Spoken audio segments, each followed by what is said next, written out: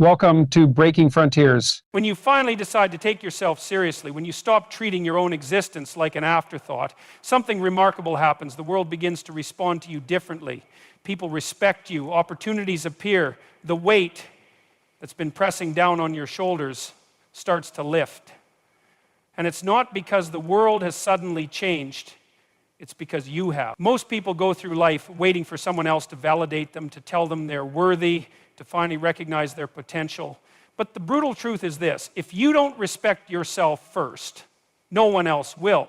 And if they do, it won't last, because sooner or later, your actions will betray the truth of what you believe about yourself. You can't fake self-respect. It shows in how you carry yourself, in the way you speak, in what you tolerate, in how you demand, without even needing to say a word, that people treat you. And so the question is, what does self-respect actually look like? It's not arrogance. It's not pretending to be something you're not. It's the opposite. Actually, it's about living in alignment with your highest potential. It means you stop selling yourself short. You stop engaging in habits that you know are destroying you. You stop letting people walk all over you because you're afraid of losing them. It means you hold yourself to a higher standard, not because someone else told you to, but because you finally see that you're worth it. There's a reason why people who prioritize themselves, who cultivate discipline, who say no to what doesn't serve them, who take care of their mind, body, and soul, are the ones who seem to have life figured out. It's not luck, it's not some mystery, it's because they have chosen deliberately to respect themselves. And that choice ripples out into everything else. It determines who they surround themselves with, how they spend their time, what they pursue, what they let go of. It's not that they don't have struggles. It's that they refuse to let those struggles define them. And here's where it gets even more interesting. When you start respecting yourself, you begin to notice something strange. The people who once took you for granted either change the way they treat you or they disappear entirely. And at first that might feel unsettling. You might question if you're doing something wrong. But what's actually happening is you are no longer available for relationships built on disrespect, on dependency, on weakness. You are elevating yourself, and in doing so, you are filtering out everything and everyone that cannot rise with you.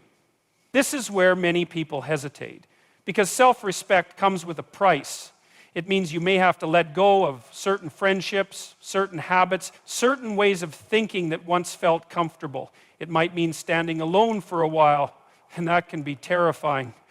But what's the alternative? To keep living a life where you betray yourself daily?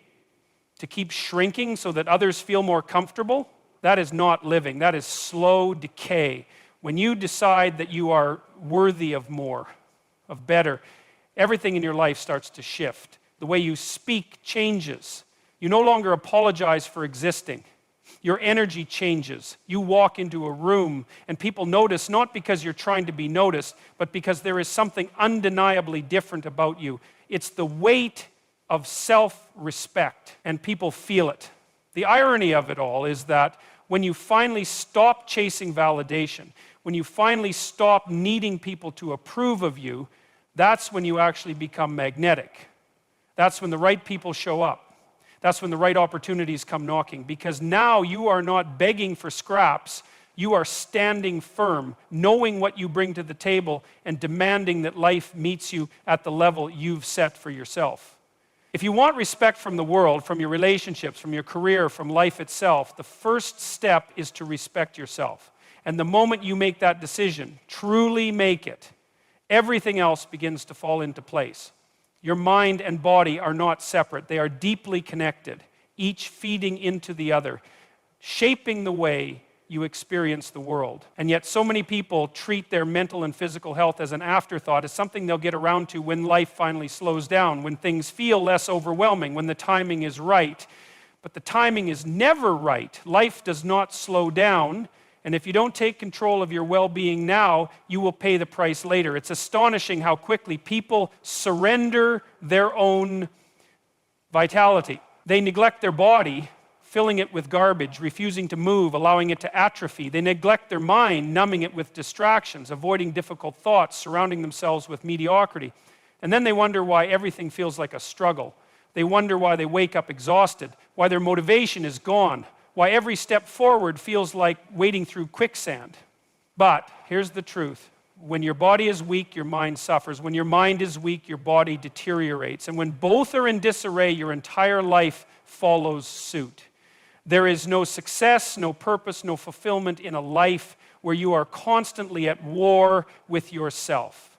You cannot build something meaningful when your foundation is crumbling. You cannot lead, create, or rise to your potential if you are constantly drained, constantly foggy, constantly battling the very vessel that carries you through this existence. If you refuse to take care of yourself, you are choosing to operate at a fraction of your capability. You are choosing to accept a life that is far less than what it could be. And that is a tragedy. People underestimate the power of discipline when it comes to health. They assume that those who train their bodies, who fuel themselves properly, who protect their mental space are simply lucky or worse, obsessive.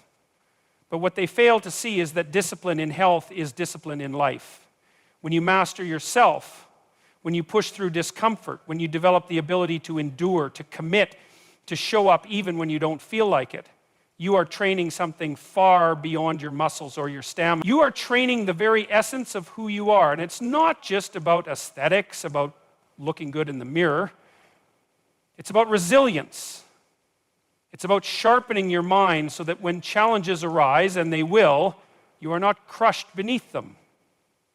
It's about forging a body that is capable, that can withstand stress, that doesn't buckle under the weight of daily demands. It's about creating a level of internal stability so that no matter what chaos exists outside of you, there is a force of strength within you that cannot be shaken.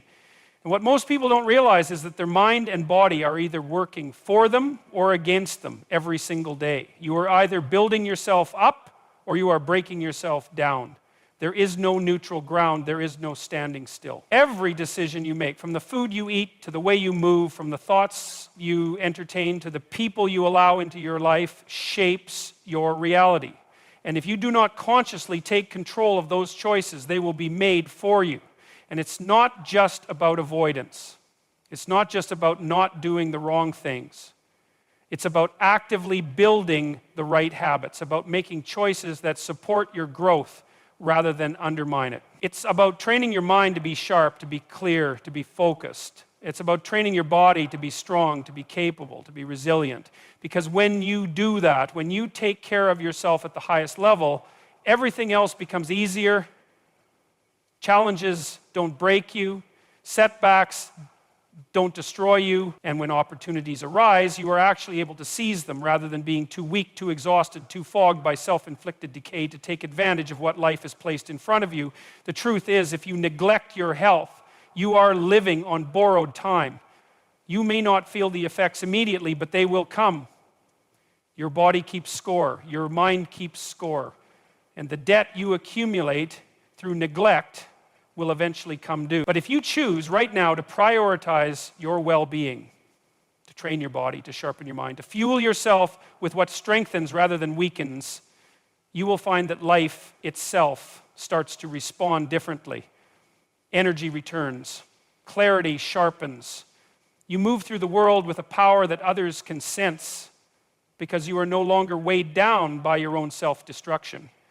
You have one body, one mind, and the quality of your life, your success, your relationships, your purpose rests entirely on how well you take care of them.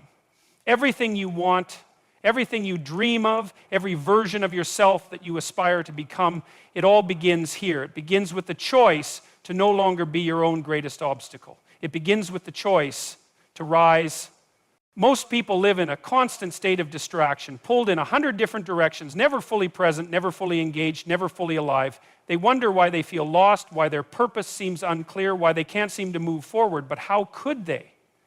How could they possibly know what they're meant to do when their mind is clouded by noise, when their time is swallowed up by meaningless pursuits, when every moment of solitude is filled with some artificial escape? It's a tragic reality. People claim they want clarity, that they're searching for meaning, that they want to unlock their potential, but they refuse to be still long enough to hear the answers. They numb themselves with entertainment, drown themselves in trivial conversations, fill their days with distractions so they don't have to confront the truth. And the truth is this: purpose doesn't reveal itself to the frantic mind. It doesn't compete for your attention. It waits. It waits for you to remove the clutter, to silence the unnecessary, to make space for it to emerge. But removing distractions is painful. That's why so few people do it.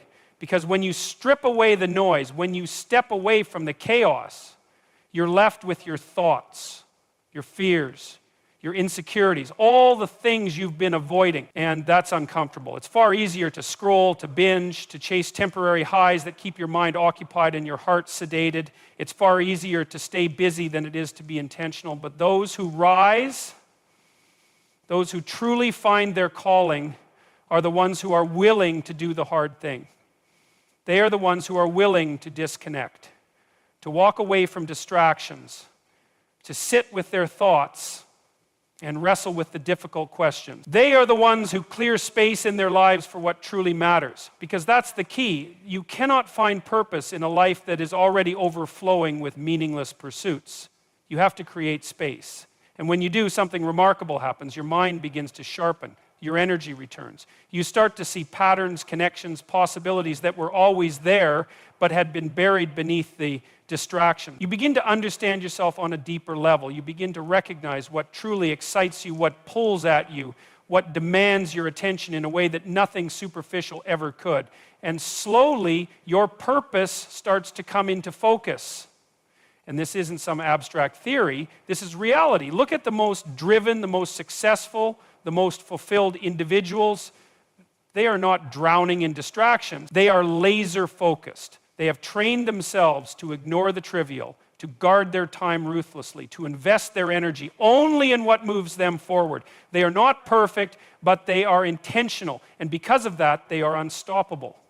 Now, this doesn't mean you isolate yourself completely. It doesn't mean you never enjoy life. It means you become conscious of what you allow into your world. It means you choose growth over mindlessness, purpose over convenience. It means you stop letting every little thing pull you off course, and that takes discipline. Because distractions will always be there. They will always be calling for your attention, promising you an escape, seducing you with comfort. And if you are weak, if you have not made the choice to prioritize your purpose, you will fall into their trap over and over again. But the moment you take control, the moment you start cutting out what doesn't serve you, you'll feel a shift. You'll realize how much of your time was being wasted, how much of your potential was being drained, how much stronger, sharper, more capable you are when you're not constantly being pulled in 1,000 different directions. And once you taste that level of clarity, you won't want to go back. Because life isn't meant to be lived in distraction. It's meant to be lived with focus, with intention, with fire. You are meant for more than fleeting moments of pleasure, more than numbing routines, more than a life that just passes you by. You are meant for something real, something meaningful. But you will never find it until you remove what is standing in the way. Purpose is not hiding from you. It has been there all along, waiting for you to finally see it. But to see clearly, you must first remove what is blinding you. There comes a point in life where you have to stand alone, where you realize that no one is coming to save you, no one is going to hand you the life you want, and no one will walk this path for you.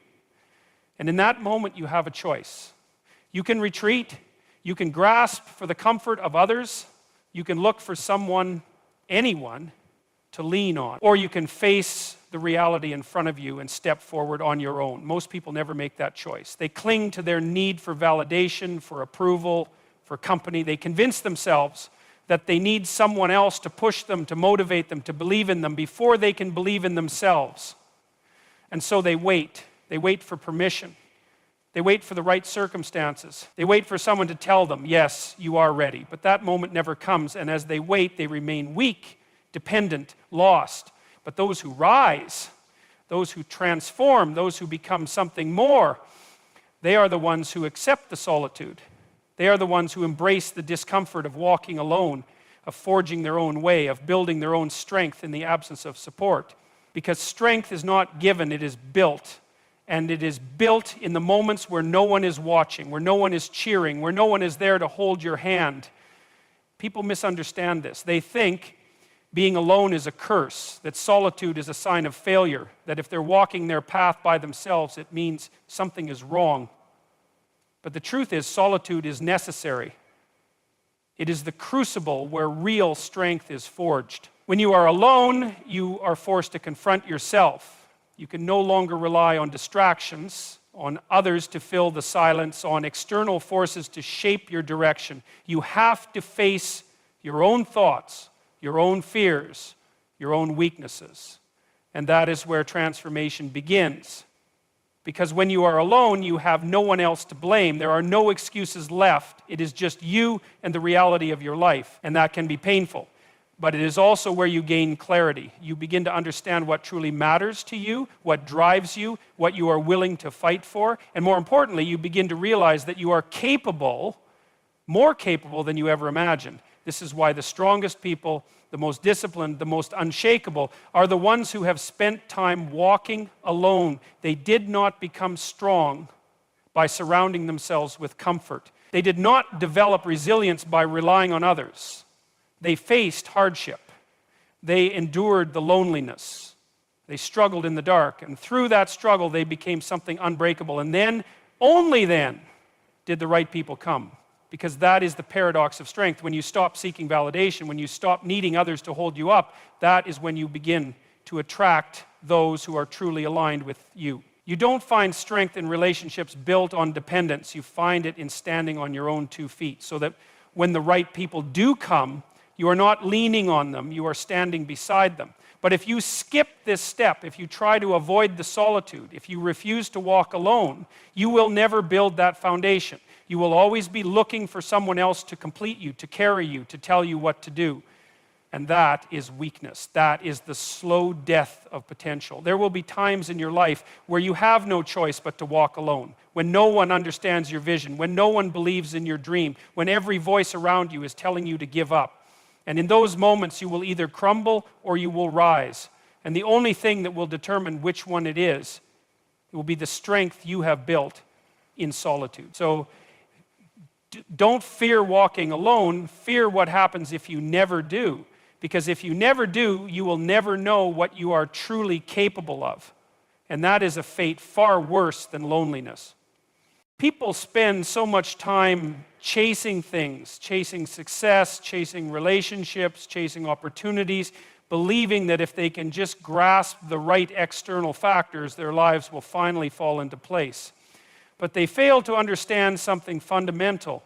You do not attract what you want, you attract what you are. The world does not give you what you desire, it gives you a reflection of what you have become. And if you are not yet the person who is capable of sustaining the things you seek, they will either never come or they will slip through your fingers the moment they arrive. It's a difficult truth to face because it forces you to take responsibility. It forces you to stop looking outward, to stop blaming circumstances, to stop believing that your life is simply the result of luck or fate. Instead, it demands that you turn inward and ask a much harder question. What have I become? And what am I becoming? Because that, far more than any external force, determines the direction of your life. If you are weak, you will attract people who prey on weakness. If you are undisciplined, you will find yourself surrounded by those who indulge in laziness. If you are filled with doubt, you will align yourself with those who reinforce that doubt, who keep you small, who make excuses for mediocrity. But the opposite is also true. If you become disciplined, if you become sharp, if you become strong, you will begin to attract those who embody the same qualities.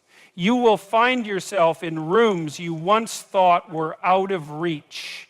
You will begin to see doors open that once seemed impossible to access.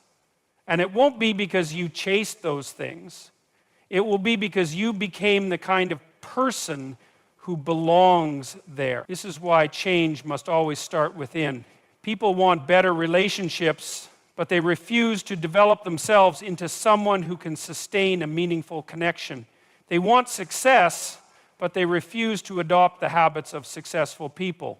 They want respect, but they do not act in a way that commands it. And so they remain stuck, chasing, grasping, wondering why the things they desire always seem just out of reach. But the reality is simple. Until they change, their lives will not. And change is difficult. It requires sacrifice. It requires stepping away from comfort, from the habits, the routines, the people that keep you tied to your lesser self. It requires looking in the mirror and seeing not what you want to be, but what you are in this moment with brutal honesty. And for many, that is unbearable. So they avoid it. They keep running, keep distracting themselves, keep pretending that the problem is out there rather than in here. But deep down, they know that as long as they remain the same, nothing else will change. And this is why the greatest investment you can make is in your own transformation. Not in chasing, not in pleading for the world to give you more, but in becoming more.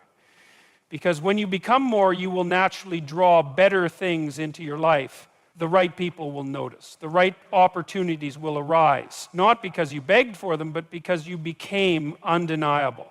And that is the real secret. People who achieve great things do not spend their time chasing, they spend their time becoming. They build themselves into something so capable, so strong, so valuable, that the things they once wished for begin to gravitate toward them naturally.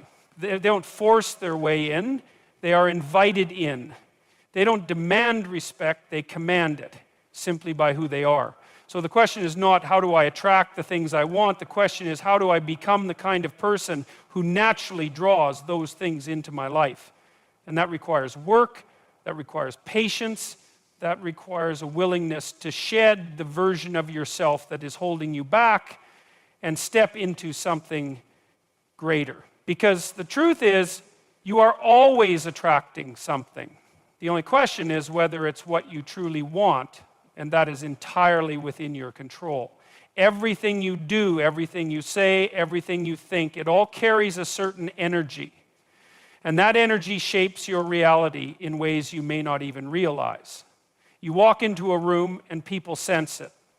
You approach a challenge and it influences the outcome. You wake up in the morning and before you even take a step, the way you carry yourself, the way you think about your day, it all sets the stage for what happens next. People vastly underestimate this. They think their circumstances dictate their energy, that their mood is simply a reaction to the world around them. But it's the opposite. Your energy is not just a passive response to your environment, it is an active force that changes your environment. And if you don't take control of it, if you don't become aware of what you are projecting, you will find yourself trapped in a cycle of negativity, frustration, and stagnation. Because energy compounds. If you move through life with hesitation, with fear, with a mindset rooted in scarcity and doubt, then everything you do will reflect that. The way you speak, the way you carry yourself, the way you interact with people, it will all signal weakness, and the world responds accordingly. You will attract more resistance, more obstacles, more people who take advantage of that uncertainty. But if you step forward with conviction, with clarity, with a sense of purpose, then suddenly the world starts responding differently. You walk into a room and people listen. You take on a challenge and you find yourself overcoming it, not because external circumstances changed, but because you did. And this isn't some abstract philosophy. This is reality. The most successful, the most respected, the most fulfilled people in the world, they do not carry themselves like victims of their circumstances. They generate momentum. They cultivate the kind of energy that moves things forward. They make decisions with confidence. They set standards for themselves and others. And because of that, the reality shifts to reflect that strength. But here's the key. Energy is not something you switch on and off. It is built through daily action. It is built through the way you train your mind, the way you care for your body, the way you engage with your purpose. You cannot expect to generate powerful energy if you are constantly exhausted, distracted, consumed by negativity. You have to protect it. You have to fuel it. You have to take responsibility for it. Because at the end of the day, you are shaping your reality whether you realize it or not. The question is, are you doing it consciously? Are you moving through life with intention, with strength, with a force that pulls you towards something greater? Or are you letting the weight of doubt, fear, and complacency define your world for you? The answer to that question determines everything. Life does not simply hand you the things you desire. It does not give you success, purpose, strength, or fulfillment just because you wish for them. It reflects back to you exactly what you put into it. And that means if you want more, if you want to rise above the mediocrity that keeps so many people stuck, you must be willing to take full responsibility for yourself. Prioritizing yourself is not selfish. It is the foundation of everything else. When you respect yourself, when you take control of your health, when you eliminate distractions, when you embrace solitude, when you become someone worthy of what you seek, and when you cultivate the energy that shapes your world, you stop being at the mercy of life, you become the architect of it. This is not an easy path. It requires discipline, sacrifice, and an unwavering commitment to growth.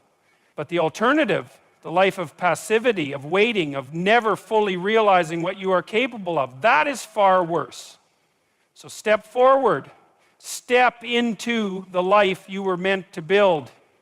Because when you do, everything else will fall into place.